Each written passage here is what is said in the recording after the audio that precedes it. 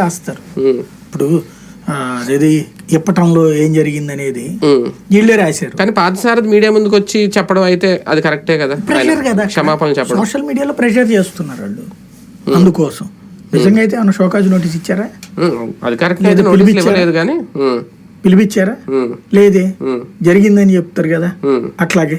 అట్లాగే ఉంటది. రెండో పాయింట్ ఏంటంటే అక్కడ బేసిక్ గా అతను తప్పు చేశాడని చంద్రబాబు భావిస్తారని నేను అనుకోను. మేబీ లోకేష్ మీద ప్రెషర్ పెరిగి లోకేష్ చేయొచ్చు, ఎందుకంటే సోషల్ మీడియాని లోకేష్ ఫాలో అప్ చేస్తున్నాడు కాబట్టి తను చెప్పు ఉండొచ్చును, ఓసారి వాళ్ళకి వివరణ ఇవ్వండి, బాధ్యతగా ఉంటుంది అనేసి, అందుకోసం చెప్పు ఉండొచ్చు.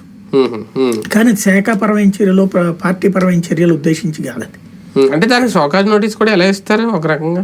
అదే అనేది అలా ఇచ్చుకుంటా పోతే చాలా మంది నోటీసులు అసలు అలాగే చంద్రబాబు గారికి కూడా ఇవ్వాలి కదా. బాబు గారు ఒకప్పుడు ఇదే గౌతులచ్చన్ గారి కార్యక్రమానికి అసలైతే టోటల్ తెలుగుదేశం వాళ్ళకి ఇవ్వాలి. అవును, చాలా మందికి ఇవ్వాలి. ఎందుకని? ఆయన ఎవరు? కాంగ్రెస్ నాయకుడు. అవును, కాంగ్రెస్ నాయకుడు విగ్రహ ఆవిష్కరణ తెలుగుదేశం వాళ్ళు ఎందుకు వెళ్ళారు? అదేమంటే వాళ్ళ అబ్బాయి ఉన్నాడు, వాళ్ళ కోడలు వచ్చింది, మరి ఆ లెక్కనైనప్పుడు కాంగ్రెస్ వాళ్ళు రావద్దంటగా. అదే కదా, ఇతను పాత కాంగ్రెసే కదా, అంతే. కాంగ్రెసే వైసీపీ అయింది అంతే.